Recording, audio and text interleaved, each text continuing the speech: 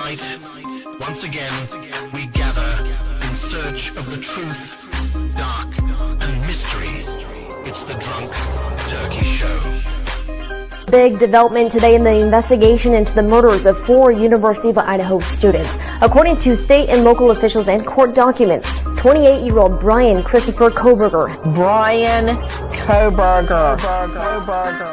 has been arrested. He was arrested and arraigned this morning in Pennsylvania.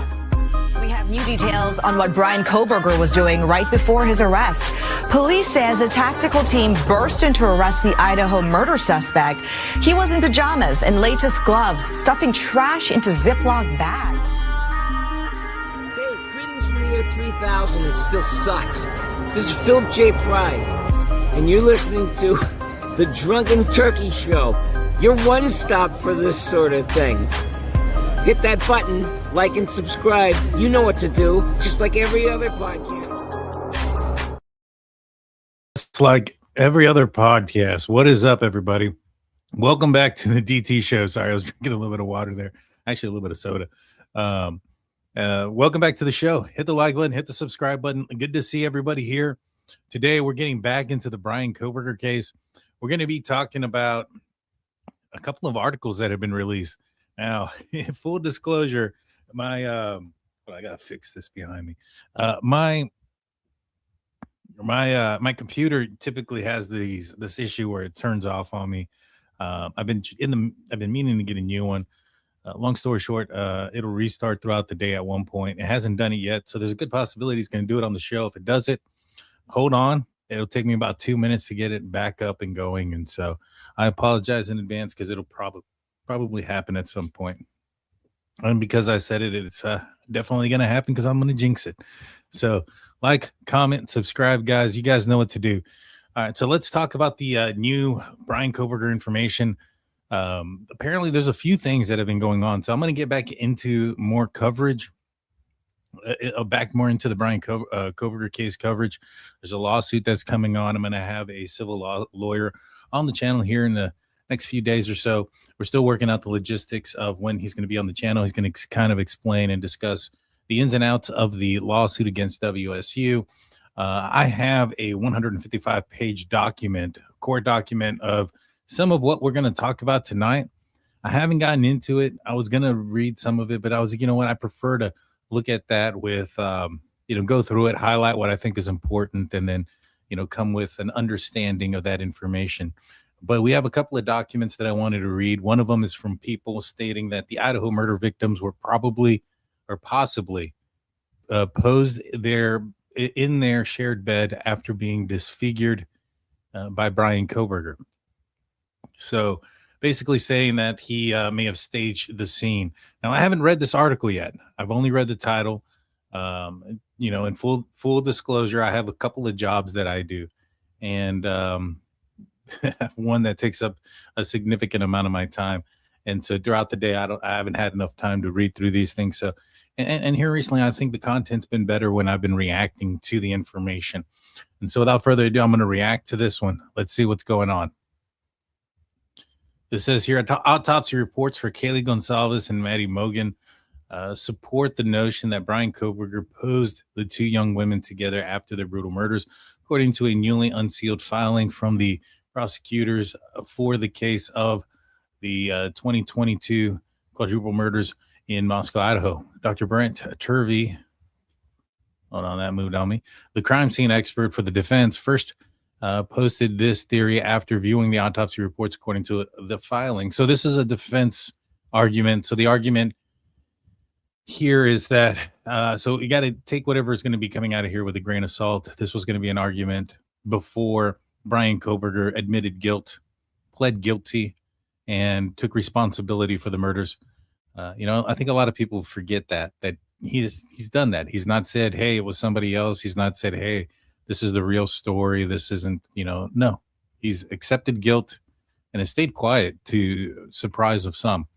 He goes on to say the evidence suggests that after both victims were killed or unresponsive, they were posed in their shared bed. Kaylee was moved from a position with her head on a pillow to partially atop of Madison. Then the comforter was placed over both of them. Turvey said that the crime scene, according to the filing, that the statement was made long before Kohberger had entered guilty pleas to the murders of Kaylee Goncalves, Madison Mogen, and Xana Kernodle, and Ethan Chapin, exchange for a deal that spared him of the death penalty. So I can already debunk this right here. The law enforcement had indicated that one of the reasons that they had believed that they knew that both Maddie and Kaylee were in the same bed was because they had wounds from the knife going through the comforter into them, and that there was blood coming through there. That was in a interview with one of the several, actually. I think it was one of them was maybe it wasn't the prosecutor. I think one of them was maybe one of the attorneys, and then I think the other one was one of law enforcement that were talking about it. And that was one of the questions I think Kevin Fixler may have had one of these law enforcement officers on the channel. And so, yeah, right away, I mean, easy. That's not at all. The comforter wasn't placed over them after the fact. There was holes through the comforter that lined up with the wounds that they had received. And so let's see. The statement was made long before Kohberger had entered a guilty plea to the murders of Kaylee Goncalves, Madison Mogen, Xana Kernodle, and Ethan Chapin in exchange for a deal that spared him the death penalty. The theory was based on the location of Goncalves' blood on the pillow, but prosecutors had argued did not support that the bodies were posed, only that they moved. I mean, maybe he moved them. I mean, I don't see the significance. I think that what they're trying to say here is that he wasn't trying to pose them to look like something significant or specific. Maybe perhaps he did move them, or maybe she moved on her own at some point throughout the struggle, and that's just where she ended up at. But I don't think that would have been the case. Prosecutors called Turvey's theory a possibility, but not a determination, noting that in the filing that the blood could have spread because Goncalves moved during the attack or after suffering a blow to the head. And so basically what they're saying is that, yes, there was blood on the pillow, but and her head wasn't on the pillow. That doesn't mean that that throughout the entire attack that her head stayed on the pillow. She was getting attacked. She may have turned over as soon as she got struck, and then the attack could have occurred, in a number of ways. The autopsy report determined that both young women died from multiple sharp force wounds or injuries, with Mogen suffering 28 stab wounds and Goncalves being stabbed 38 times. Additional contributors to the Goncalves death, including blunt force injuries of the head and asphyxial injuries. Now, I read that, and when I read the asphyxial injuries, because I kind of skimmed through it, it mentioned because there was blood in the airways, meaning that she had choked, I believe, on her blood. So, I mean, there's a couple of things that you can deduce from that, when the blood entered her airways, I assume, I mean, I'm not a doctor, so I assume that just means that at that point she was still alive.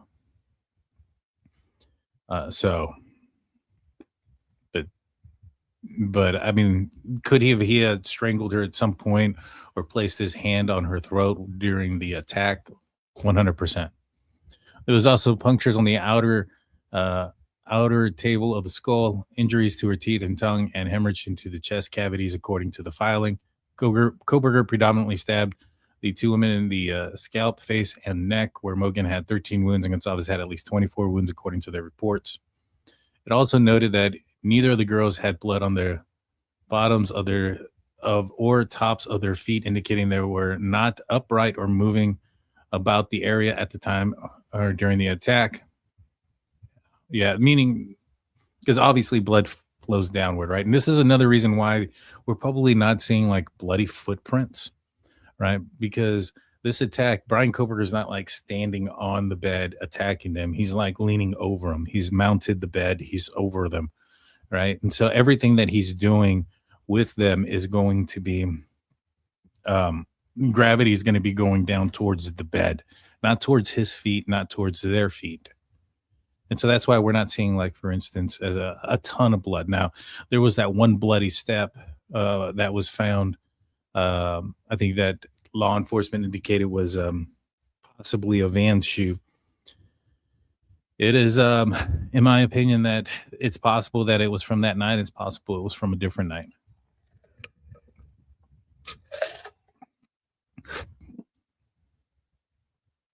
Kohberger is now serving 4 life sentences without the possibility of parole, and that's the end of it. So basically, the only thing they're saying is that there was a possibility that he had, I guess, posed the bodies just because at one point she was on the Kaylee was on the I guess when the attack happened, she was on the pillow, and then when they found her and discovered her, she was slumped over on top of her friend. But it sounds like, according to the Goncalves family, that what possibly happened as well is that she began to pull up and go into the corner, because remember they mentioned that she was at one point trapped in the corner, and then after she succumbed to her injuries and after Bryan Kohberger stopped the assault, gravity and things of that nature, she just could have slumped over to the left onto her friend. So there's a lot of possibilities here, but none that to me lead that, oh, there was another person. Like, I don't understand this, oh, he may have posed the bodies. How does that mean that he didn't commit the crime? Even though, let's just say he did. What is that? How does that not mean that it was him? How does that mean it was somebody else? I don't understand the connection here. I think there's a big disconnect here between, oh, okay, well, we think that he posed the bodies. Okay, well, let's just say he did. How does that mean it's not Bryan Kohberger? Explain that to me. If you think that he is innocent, let me know. How does the real killer posing the bodies indicate that it's not Bryan Kohberger? Bryan Kohberger looked at a bunch of different things. He was studying a lot of different things, including fictional characters such as Patrick Bateman from American Psycho.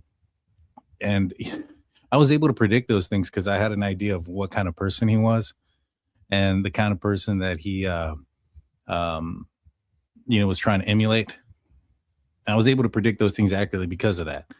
So, just saying. Let's see. Now, this here, what I did was Howard Bloom has another airmail article.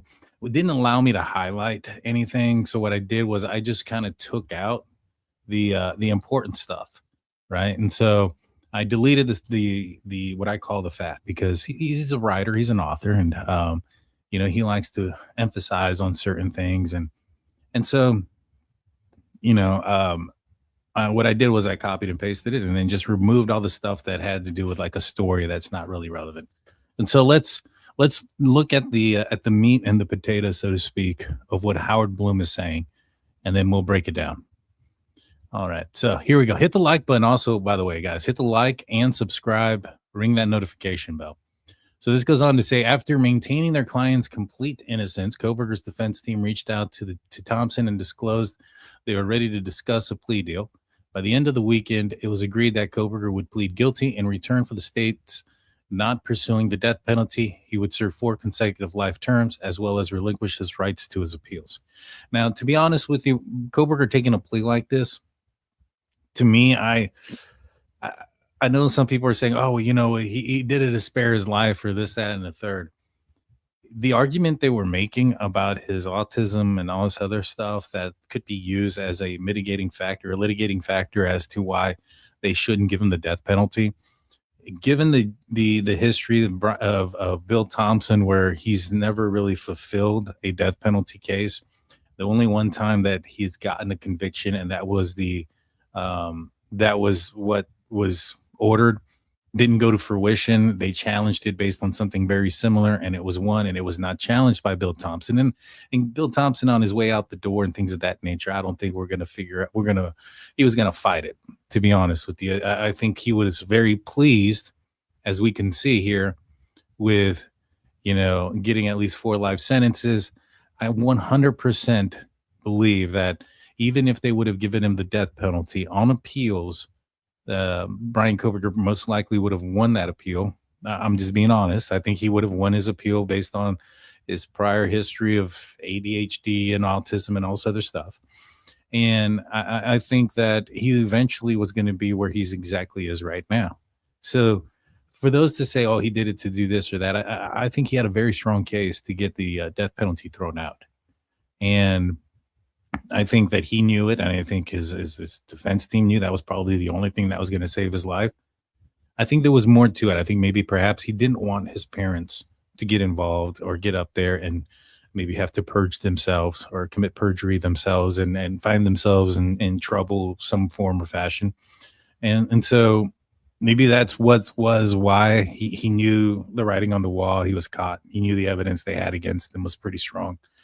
Now, I strongly believe the evidence against him is extremely strong. I have my concerns in the presentation of the evidence from Bill Thompson, but hey, this guy decided to take a plea. And like I said, and what I was trying to get to is that it was more, in my opinion, to get it over with than it was to, maybe perhaps save face on his family. Apparently his dad wasn't doing too well. Than it was because he was truly afraid that he was going to lose and that he was going to lose his life and that he had no other, appeals and things of that nature. It was going to take a long time. And then so much more. And I digress into that, but it wasn't really like, oh my God, I'm going to get this, deal with, this is the best deal I'm going to get. I strongly disagree with that. Let's see. And do I really think he cared about his parents? It's not so much that I think he cared about his parents. I think that if there was anybody in his life that he cared about, it was probably his mom. Even in his TAPA talk, he talked about his dad. He talked about being an a-hole to his dad and all this other stuff. But the relationship that he had with his mom and listening to what the Cellbrite folks said about it, what they could see in their conversations, they called it, what was the term? Oh gosh, it was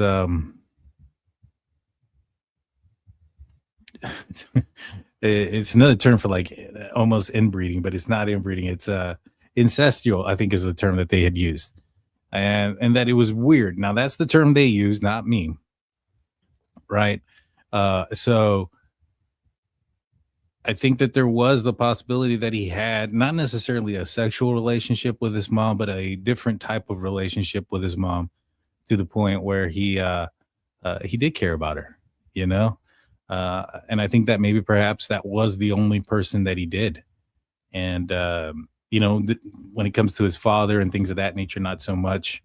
But, that's something that myself and Dr. Vona disagree on. She thinks that he has, no care for anybody, which is quite possible. I mean, I think she's probably right there, but, I think that there might be this weird thing with his mom and that's about it, not with anybody else. I don't think he really cared about his sister. I don't think he cared about his father. He mentioned that, but I think his mom was a different story. Let's see.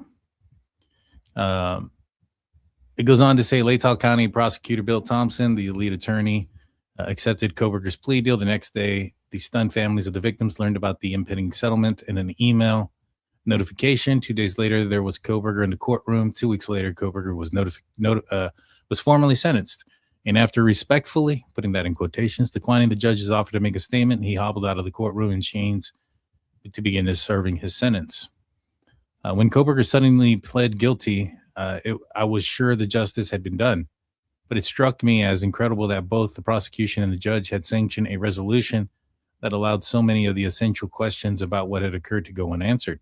Now, I understand that there are some unanswered questions here, but is that because the prosecution was so willing to take the plea deal, or is that because there's some real unanswered questions? It's just, there are some things that you're never going to know, in certain situations. And I know one of these things is going to be the motive, right? But I mean, not everybody finds like a BTK, and not everybody has the opportunity to, put BTK on a stand and have him explain the who, what, when, where, and why of all of his crimes.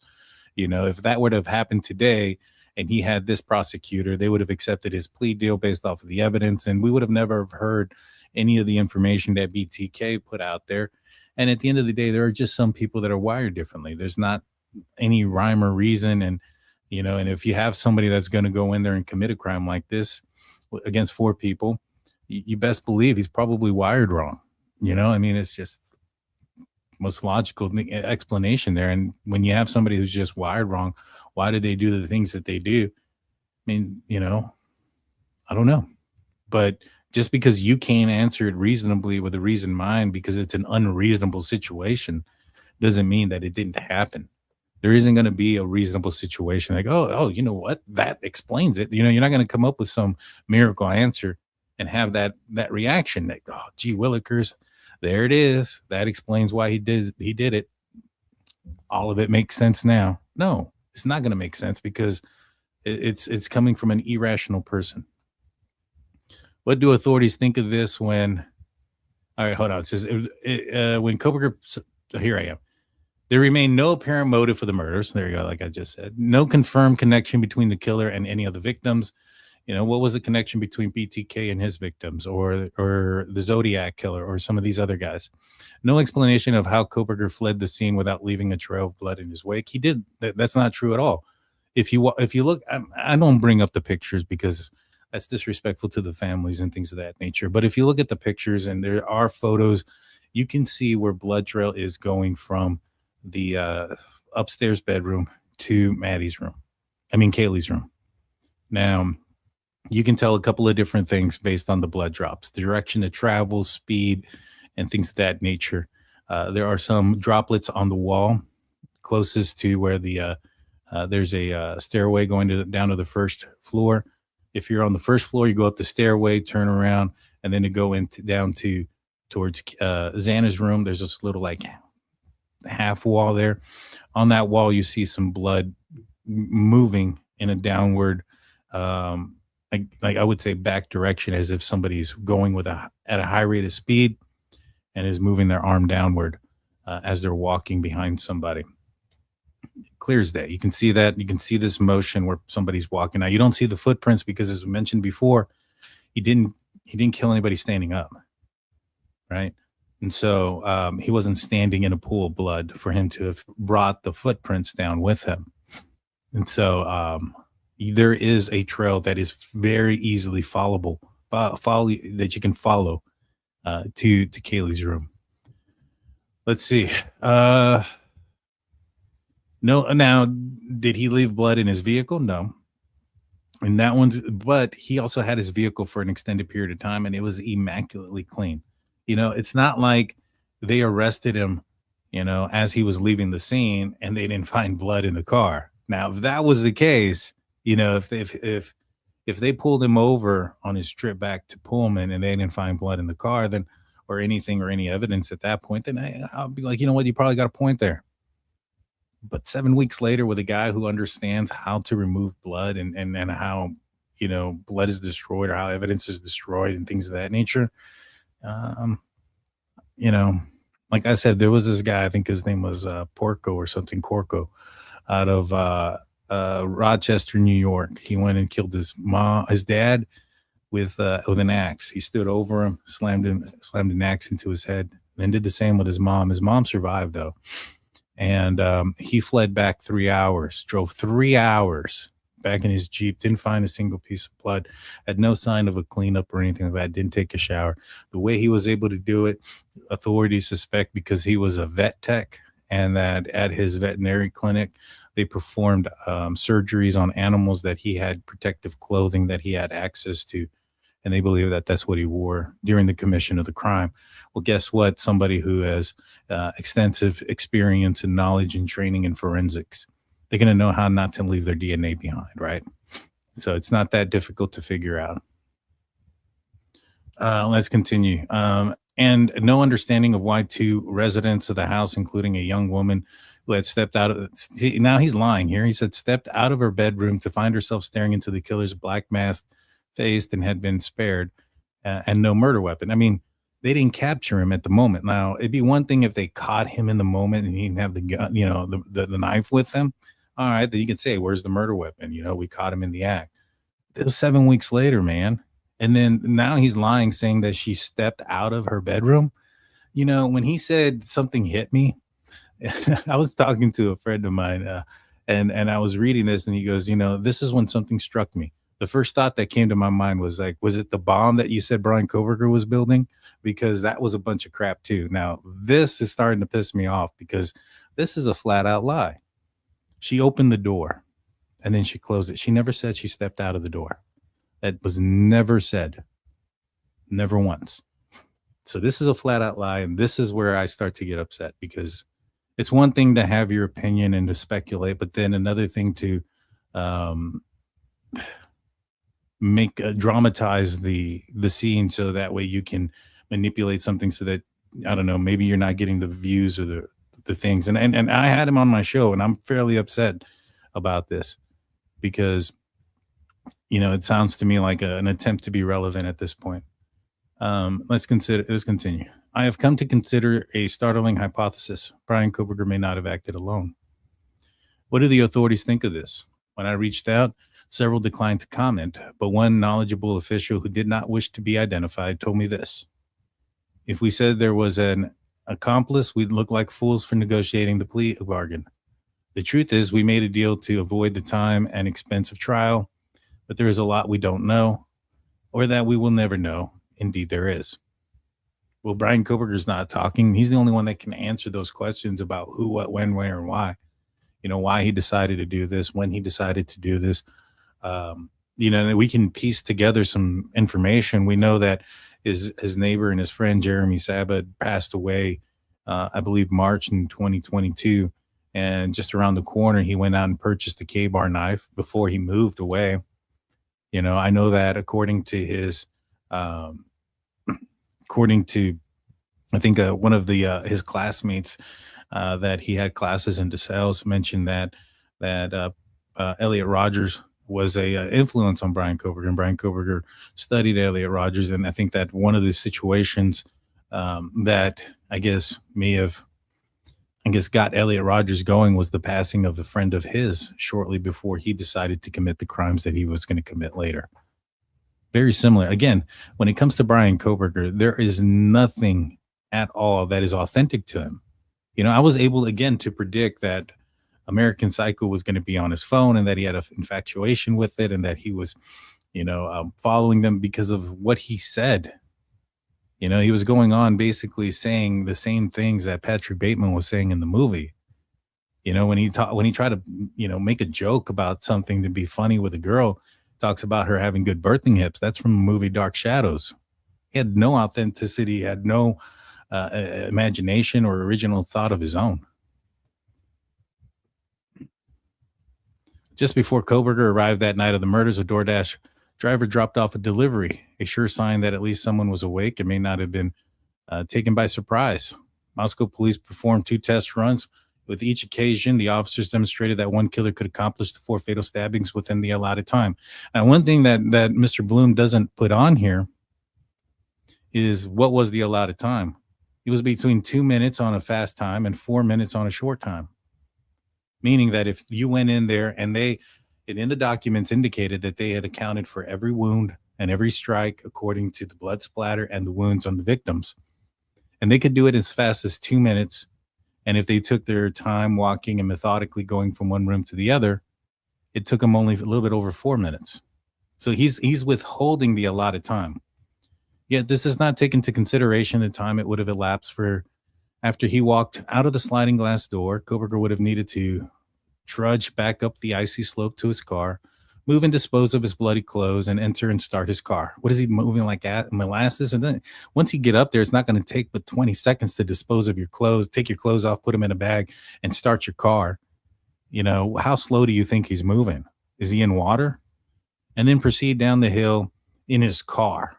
That's going to take a long time. He was seen traveling at a high rate of speed, from the area. I don't think he was going very slow. I don't think it's going to take you a full minute to proceed 15 feet down the hill in a vehicle. Come on now, man. Those activities surely would have reduced his actual time inside of the residence by several minutes. My timeline suggests that all 4 assailants were committed in 9 minutes or less. Still, 9-minute window might just have been enough sufficient for 4 people on 2 separate floors to have been fatally stabbed. Well, let's find out. Let's find out how fast something can happen, when it comes to a stabbing and things of that nature. Let's find out. Let's look at something that happened in Bondi Junction back in April 13, 2024. 6 people were killed. I think 18 were stabbed in a matter of minutes. And the victims were not asleep, did not have blood alcohol level of over double the legal limit. So they were not intoxicated, inebriated, and defenseless in the middle of the night. This happened at 3:10 p.m. So I'm going to talk about the attack that occurred there so that way everybody can understand. The perpetrator entered the Westfield Bondi Junction around 3:10. He left the center at 3:22.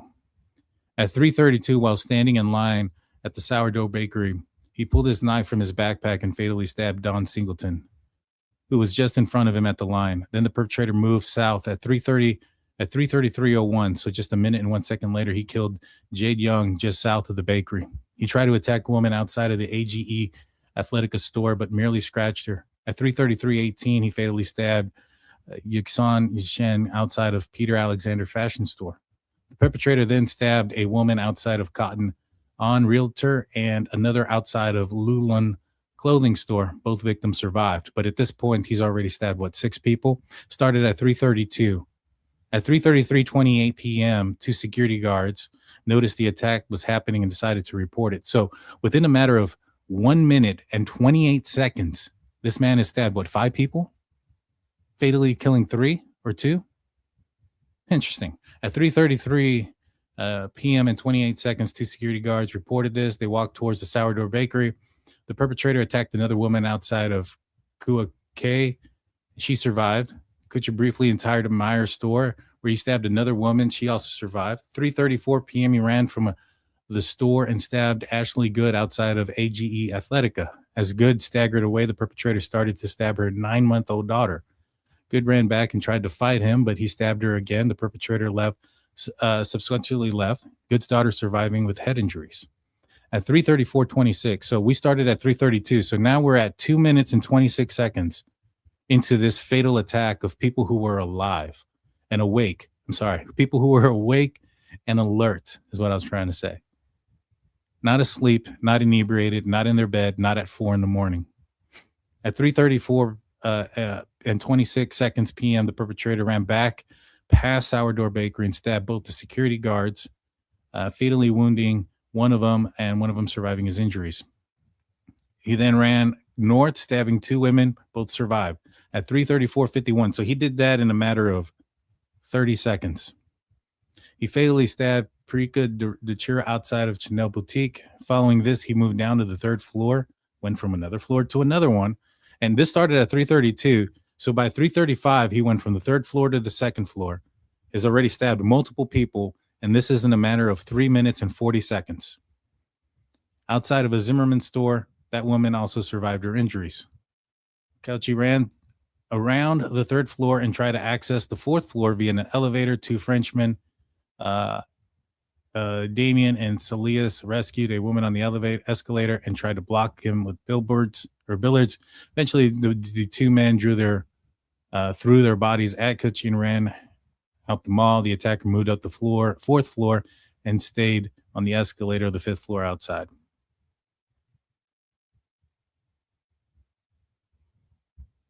And then a lot of stuff happens. Then at 3:37, again, this is 5 minutes later after the first stabbing. This is when officers arrive at the scene. The first officer arrives at the scene. She entered the scene at 3:38. The suspect started to run and others started to chase him. He lunged at several people with the knife, but didn't stab them. He eventually turned around at 3:38. So this is only 6 minutes after the initial stabbing. He ran towards Scott, still holding the knife in hand. Scott fired 3 rounds from her hand duty gun, striking Couch in the shoulder and striking him in the neck. The 3rd missed him. He collapsed. So 3:38 from 3:32. That was 6 minutes, guys. That was less time than Bryan Kohberger had by 3 full minutes. But hey, I mean, I don't know. I don't know. Maybe I'm wrong. Maybe people in Moscow, Idaho move in molasses or they walk in jelly or something. I don't know. You guys let me know. You guys tell me. Let's see. According to Bloom, his timeline says that all 4 assaults were committed in 9 minutes or less. We just talked about something that happened in 6. Here's the evidence. Xana Kernodle was stabbed more than 50 times. Many of these were defensive wounds. And here's the other thing about defensive wounds, guys. Defensive wounds don't mean she's fighting back. Defensive wounds mean she's defending herself. Merely putting your arms up in front of you is considered a defensive wound if you get struck.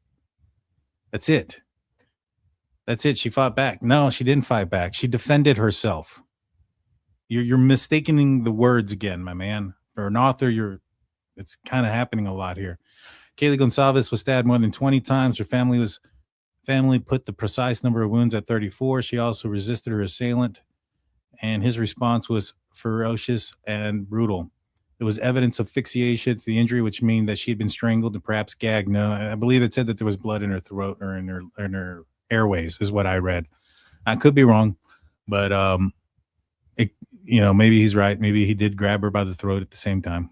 And there was also blunt force trauma injuries to her nose that had been broken, and her face had been beaten beyond recognition. Madison Mogen, Ethan Chapin were both stabbed multiple times.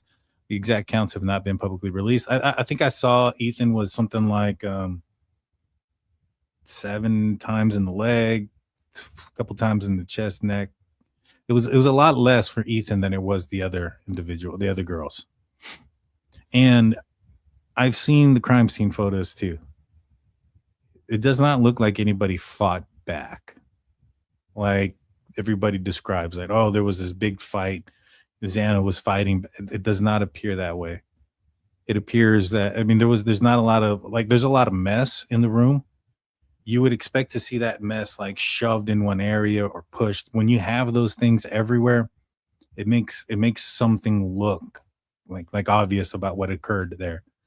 Now, if you had an open area, then it would be more difficult to tell if somebody had fought for their lives there because of you may not have anything disheveled, right? But when you have a lot of stuff on the ground and it's not disheveled and there's just blood thrown all over it, leads you to believe that she was attacked by surprise. She probably put her hands up, but I don't think she fought back to the extent that anybody thinks that, or anybody should think that would have been anything significant. I think her defensive wounds were merely trying to defend herself from being attacked.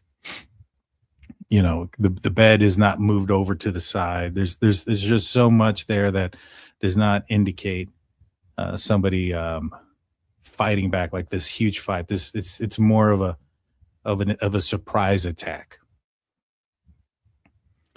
I was conservatively estimate well over 100 separate knife wounds. How long would it take to deliver 100 or more blows? You got to remember, Bryan Kohberger could also run a mile in under 6 minutes at the time. He had been training. He'd been running. He was a kickboxer at a certain point in his life. He had maintained his physical activity. He was doing hikes, going up mountains. We have pictures of that and those type of things. So, and he also may have been under the influence of drugs. He had been taking certain substances throughout his life, given the fact that he had been up all day. He wasn't at home. We know that now for a fact based on dash cam footage that was recording a hit and run with a fire hydrant that occurred right outside of his property. The evidence that was going to be shown was the fact that Bryan Kohberger had a history of parking in the same spot. And when this hit and run occurred, between, I believe it was 10 and 1 o'clock in the morning or something like that, or 3 in the morning, his vehicle was never in that parking spot or in that area. So he wasn't home leading up to the murders. So he was up all night. And then he commits the murders at 4 in the morning, goes home, calls mom and dad, talks to mommy all day or all morning, gets dressed, drives back, takes a selfie with a thumbs up, stupid picture, drives back to to Moscow, goes and checks out the scene, then heads back home, then decides to go to Clarkson, Washington, and then turns his phone off in the middle of nowhere, and then gets back to Pullman around 8:30 that night, all without sleeping. Maybe it was just the Frappuccino coffee that he bought, at the grocery store that we saw him, or maybe he had something a little bit stronger to keep him awake, kept him going. I don't know. You tell me. After Kohberger's sentencing, Bill Thompson told Kevin Fixter of the Idaho Statesman that there were injuries that appeared to have been caused by something other than a knife. Although it could have been the knife, I don't think we can exclude the possibility that there was an additional weapon involved. And I think that's going to be the bottom end of the knife. Now, could he have been wearing, brass knuckles or something else? It's possible, But again, he having two weapons doesn't exclude Bryan Kohberger. 4 separate victims, 2 of them who fought back. No, 2 of them who defended themselves. There's a big difference there, brother. Big difference there. There was actually no skin underneath, or no skin, there was no evidence of them actually striking the person back. Now, if they would have found, fabric or skin cells or blood or something on the victim's fingernails and things of that nature, then I would agree with you that they fought back and they struck the assailant. But the fact that that's not there, right? And what you describe is that, I think Xana's fingers were almost cut off. She grabbed the knife. That's not her grabbing the killer. You get what I'm saying? Big difference. So I think this guy's trying to make things a little bit more than what they are. Maybe perhaps he's hoping he's going to land the next movie deal. He's been on a lot of these shows. Maybe that's the case, which I'm fairly disappointed if that's going to be the case. On 2 floors of a dark house, more than 100 separate wounds, possibly an additional weapon, all done in 9 minutes, or supposing the authorities are correct, 13. All the work of a single individual. I don't buy it. What about the DNA on the knife sheath found lying on the bed next to the body of Maddie Mogen? Ooh. Yes, the speck of touch DNA on the button snap sheet belonged to Kohberger. However, blood sample 1.4, which was also found on the sheath, which was not found in the sheath, by the way, according to the DNA qualification lab report recently released by the Moscow Police Department, does not. Why don't you send that in, buddy? Why don't you show that to us? What are you talking about? Because I have not been able to find this. If you guys, I know the Kohbergers are probably all up in hoots. Oh, there was blood on the knife sheath.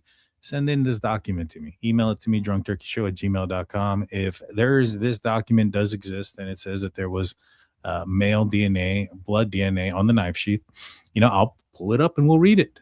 But what it does say is that there was on the handrail, it was on a glove. Now, it does mention male DNA under the fingernails of Maddie Mogen. Doesn't mention anything about blood on a knife sheath. So I don't know. You guys tell me. You guys tell me. But email, if this document, he's super specific. It shouldn't be very difficult to find. He said, what is it? It is blood sample 1.4. Shouldn't be that hard. An analysis of the sample indicated presence of Y chromosome, that is a male, and further tests were performed. The state police lab excluded it belonging to Kohberger, Chapin, or several other men. I think he's talking about the DNA underneath the fingernails. It was a small amount, and it could have been from anybody that she was hanging out with that night.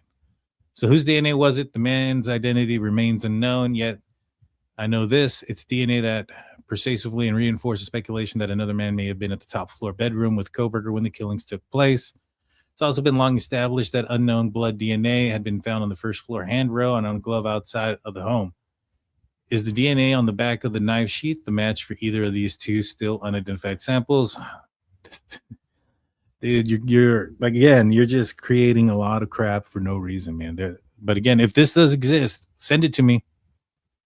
Let me know in the comment section. Have you seen this document that says this about blood DNA on the knife sheath? Let me know if you've seen this document. I've not seen it at all. But hey, there's a lot of documents. Maybe I missed it. I'm more than happy to. If you see it, send it to me. Let's continue. What about the motive? There isn't one. In fact, Bill Thompson admitted in court the day of the sentencing, the state has no evidence Kohberger ever spoken to any of the victims, followed them on social media, or entered the house on King Road with the night of the murders. All that can be directly stated is that the knife sheath bearing his DNA was found in the bedroom on the second floor. So we're left with this: a graduate student intent on murder randomly picked a house at 4 in the morning. You also got to remember that this guy was also looking up a bunch of crazy crap, right? Now, I know some folks are going to say it's part of his criminal justice stuff. Yeah, well, I mean, he was a TA. None of his classrooms involved the psychology of serial killers or anything like that he was studying. And he was doing things that had no bearing on his schoolwork. Like, for instance, his supposed Reddit post that was supposedly for his thesis. The crazy thing about that he was going to use it for his thesis is that he graduated in May of 2022, right? Yet his Reddit post didn't get approved until like June or July of 2022. And he was arguing in June and July saying, hey, you know, I made this post, you know, it's banned. I want it to be unbanned. I'm part of this group with DeSales. He already graduated from DeSales. He already made plans to move to Washington and be part of WSU. His thesis was already done. His professor said that he was going to use that specific Reddit forum was specifically for that thesis, and that he ran out of time and couldn't use it. So it wasn't going to be for something else. And he continued to use it under the guise that it was meant for school. It's bull crap. It's bull crap. He was doing it for his own self-gratification. He was probably getting off on the stories of other people breaking into houses and things of that nature. You know, it was a form of escalation. You know, he had broken into a couple places. He'd stalked some places. He stalked some women. He broke into his friend's apartment, put some things around, moved some things, and Miss Nayoung Ko, I think it was what her name was.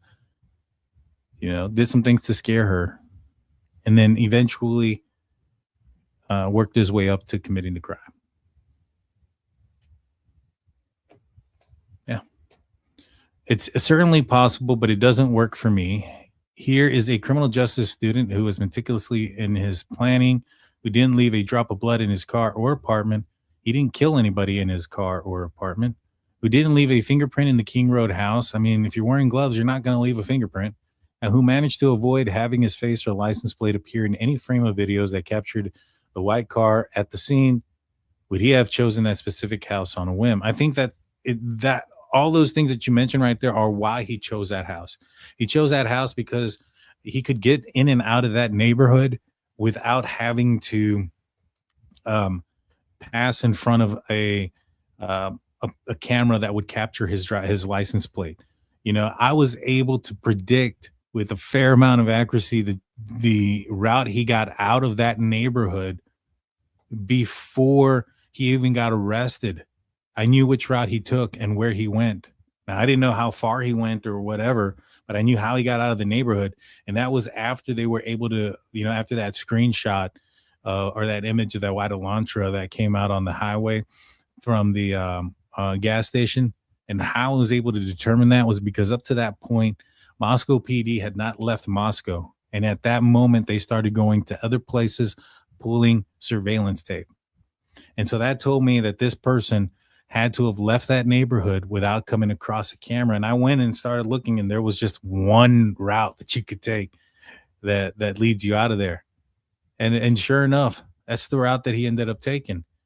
Now, did he take that route because he knew he could get out of town from that neighborhood without being seen on camera, without a good camera? Now, was he going to be seen on these, Ring camera and all this other stuff? Possibly. You know, he probably was banking on the fact that most Ring cameras and most cameras are facing outward, right? They're facing from the house outward, meaning they're what is that? Perpendicular, not perpendicular. They intersect with the street. They face towards the street that's going left to right on the camera. It's not typically going front and back, right? Meaning that when they capture a vehicle traveling in front of a house, when you have a Ring camera, it's capturing the side profile of the vehicle. So he was probably banking on that, banking on the fact that those cameras are probably not the most state-of-the-art cameras that you can enhance and do all these things to. And so he was less worried and concerned about those as much as he would have been like a traffic camera or any of those things. But the reason he chose the specific house, don't you think could have been because of its location and the accessibility to get out? Now, if he wanted to create a huge case, a massive um, deal, right? Like a high profile case, as he told his friends. That's one of the things he told his friends. He told his friends he wanted to work on high profile crimes. So high profile crimes were on his mind, right? And what better way to commit a crime that's going to make national headlines than attacking several people and attacking young and attractive people and leaving a little bit of mystery? If you leave somebody behind that's alive, there's always going to be, that question mark. Did they know somebody? Were they involved? Were they this? Were they that? And a lot of confusion that potentially could allow you as a suspect to get away. Right? Maybe he thought about all those things. Apparently he had an IQ of 119, which is about 90% better than most of you guys. Fortunately for me, I got one of 136. And so I've actually had to take an IQ test. It's part of a psychological exam when you're in law enforcement, and if you have a situation where you're involved in something pretty crazy, like shooting, discovery of murder scene, at a murder, children's deaths, those type of things. Many times, especially if there's been a few of them, you'll end up having to go see a psychologist and talk to a shrink. And during that process, sometimes you got to take an IQ test. And so take that for what it is. All right. So let's continue here. I don't think we can exclude the possibility that there's an additional weapon involved. From the assumption of this crime, things appear to have proceeded with careful logic, and this logic was initiated by the distinct and compelling motive. Only here's the thing. I have come around to suspecting that Kohberger was not the catalyst for all the horror, and it wasn't his idea. Oh, the guy that was just studying and looking up all these serial killers, who was infatuated with Patrick Bateman to the point where he was writing his monologues and his Tappa Talk to mirror what Patrick Bateman was saying, who is a serial killer. That guy, he couldn't have done it. Please. I believe Kohberger tagged along that night with somebody else's mission. So let's try to play this out. How long had Kohberger been in Pullman, right? How long had he been in Pullman? He'd been in Pullman since June. And so about 4 months there. In 4 to 5 months, he made a friend where he couldn't make a friend. He needed Papa. He needed his father, I think is what he called him, to tell people to, hey, talk to my son, be his friend, because he can't make friends. Yet supposedly he made a murder buddy. Come on, man. This is bullshit. Let's continue. I would argue the case can be made that Kohberger didn't have an accomplice. I think anybody with a half a brain can argue that Kohberger didn't have an accomplice. I think you have to sniff some heavy paint to think he did. Rather, he was an accomplice. He had hooked up with someone, and I still have still in whatever thoughts on this, but stay tuned. He'd met after he'd arrived in Washington State. So he meets somebody at Washington State, right? Let's read this, and then we'll play out his scenario and see if it's even realistic. It was the individual who wanted the students in the house on King Road dead, and Kohberger, perhaps eager to use all of his book knowledge to help plot the perfect crime, went along with it. So you have a guy who is a criminal justice student. Let's just kind of play this out. His goal in life is to be a police officer and to solve crime. And yet some guy walks up to him, meets him for the first time, doesn't know him. And he's like, hey, I'm going to taint your mind, your train of thoughts into being the superhero cop. And now you're going to be a super villain, and you're going to help plot this murder against these people. Apparently, one of the biggest things that Howard Bloom is complaining about and bitching about is that there's no motive. Well, apparently this guy had a motive. This guy had all the motive, and yet cops couldn't figure him out, but they were able to figure out Bryan Kohberger out. He's the guy without the motive, who's not from the area, and was just the innocent, went along with the crime and helped plot it out. They couldn't figure him out, but they figured out the accomplice. Get out of here, man. That's bull crap. If you buy that story, dude, like anybody really buys that, Jesus, y'all really need to stop. Y'all got to stop looking at true crime. Look at something else. Because you're just making yourself look bad at this point. Bryan Kohberger, the man who couldn't make a friend to save his life, had nobody come to his to defend him. His family barely spoke out in defense of him, and when they did, they made things even more weird. Talking about putting the victims' birthdays in their calendar, things of that nature. And yet now you want to come up with this that, oh, he made a best friend that he's not going to tell on, and that cops couldn't figure out. Nobody could figure out this guy. Nobody could, they met and they just said, hey, the first time they met each other, let's go get burner phones, or so that way nobody can ever track our conversations together, because we're going to commit a murder in a few months and you're going to help me. Get out of here, dude. This is just like this is so stupid. Like when you play out the scenario of what has to happen for this to be true, it is beyond ridiculous. It is beyond ridiculous. This is stupid. This is flat out stupid. I mean, I don't know. Maybe it's because I don't watch a lot of TV that my brain ain't fried or something.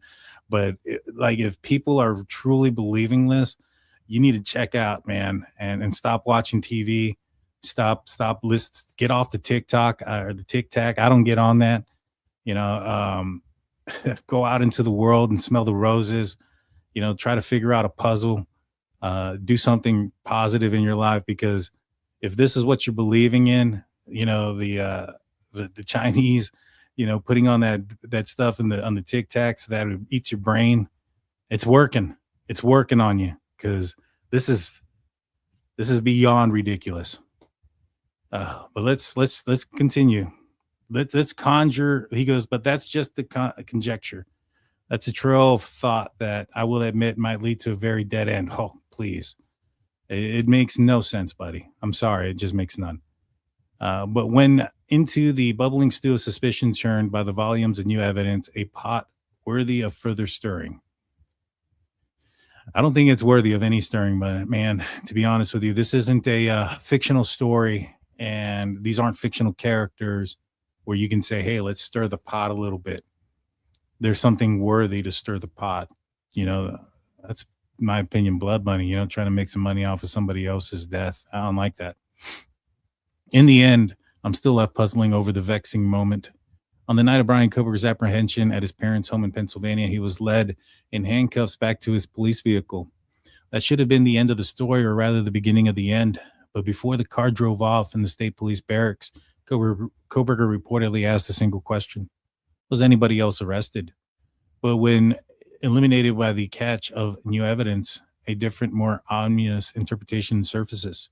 For it has grown increasingly probable that while Kohberger has been justifiably incarcerated, someone else who also in the house of King Road that savage night could still be out there. Nah, I don't think so. That's a bunch of crap.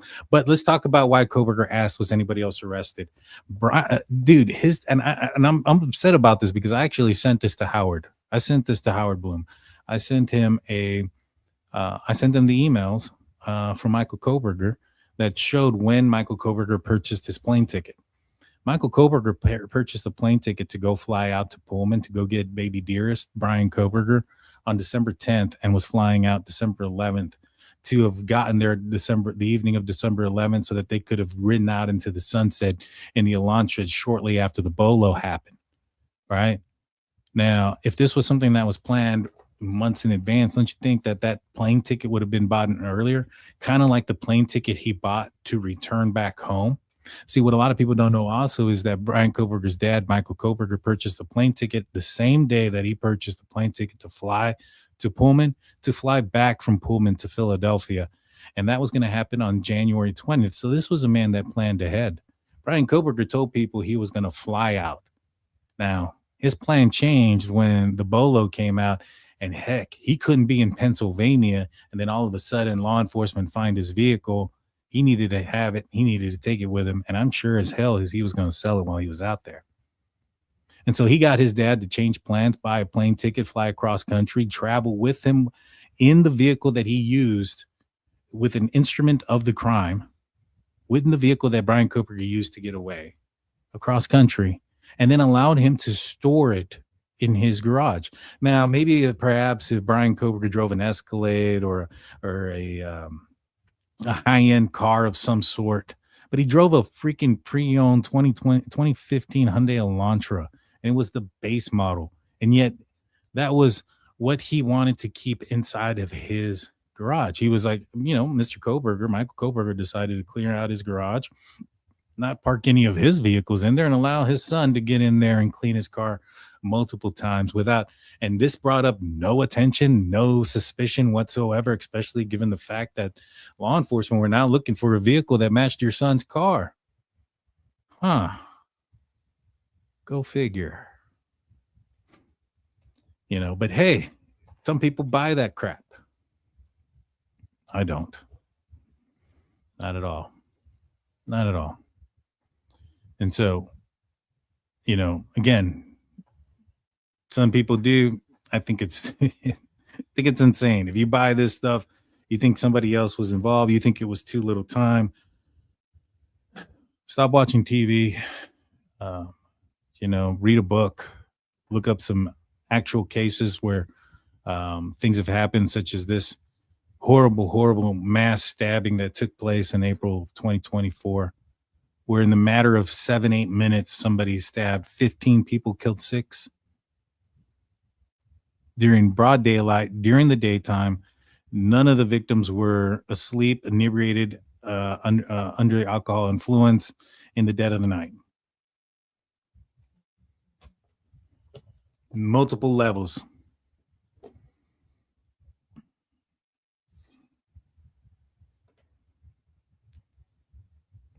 I don't know what else to tell you guys. I don't know what else to tell you. I'll be doing this for another couple of minutes. Put some comments or questions, put a couple of stars if your questions are from me, so that I know that you're asking me and you guys aren't talking to each other. I know there's always a lot of conversation in the live chat. So let me see. Any normal person that goes home to vacation and then goes back to the real home, of course, she'll park his car in the garage because the parent's car is used every day.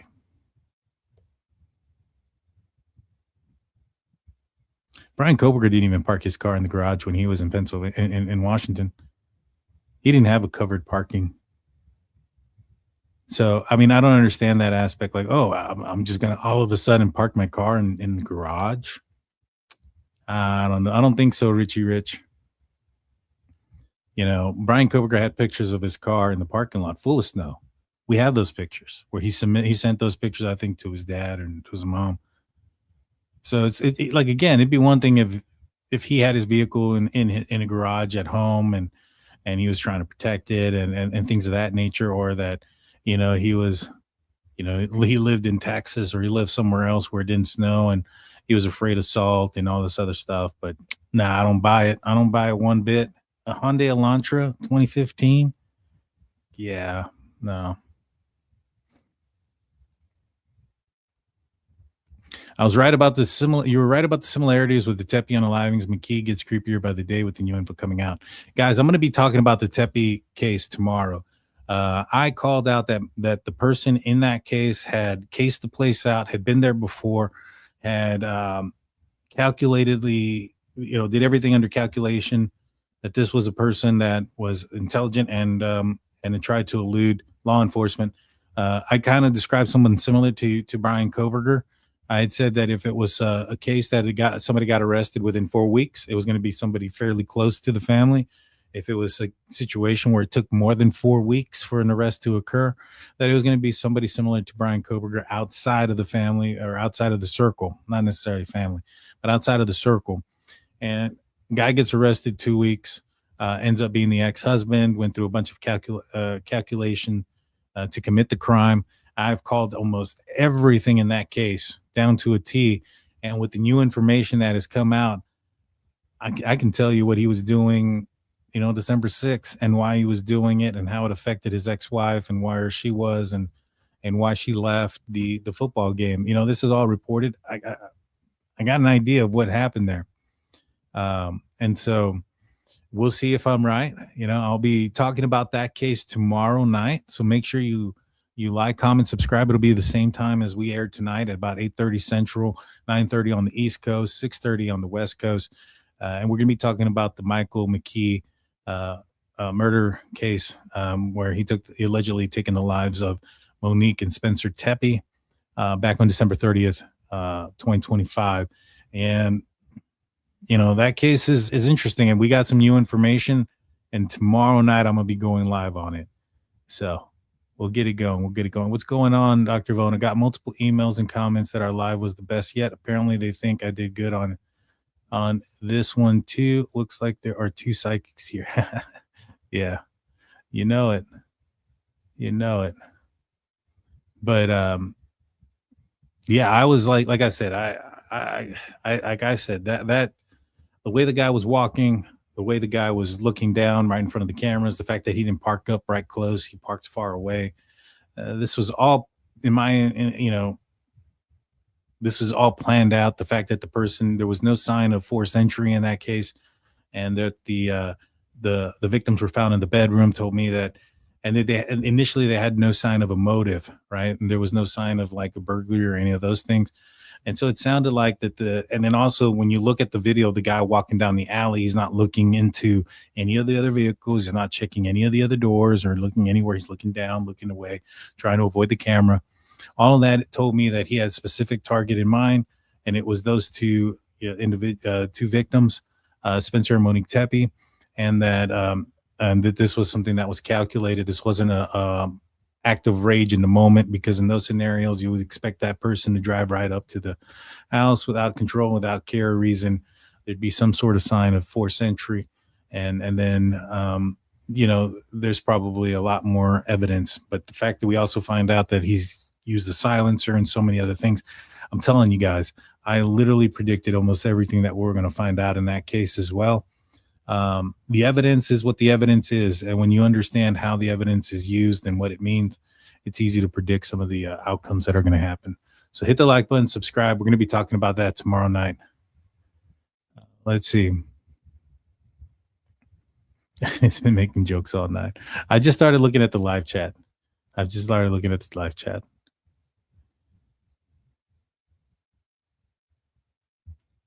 But yeah, tomorrow night I'll be coming on live when we're talking about the Michael McKee case and against the Tepes. So you don't want to miss it. Like, comment, subscribe. Also, guys, I'm doing this Pokemon stuff. I know it's kind of weird. I just got into it. I'm doing it for, a couple of my buddies. They like to collect, but I'm also doing it because my little girl, I want something that I can do with her, and I'm hoping that she gets into it. And so I've been putting some stuff aside for her. So when she gets older, she has some cool things to open and things like that. But in the meantime, I'll put some videos out. I'd appreciate it if you guys are into that. Go check them out. Share them with your friends and family that like that kind of content. I'll be still putting out those type of content, but that's just going to be our video format, our live format that I've been doing on the nightly 3 times a week basis. That's going to be strictly true crime. So true crime on the live format. Some other stuff, whether it's, football or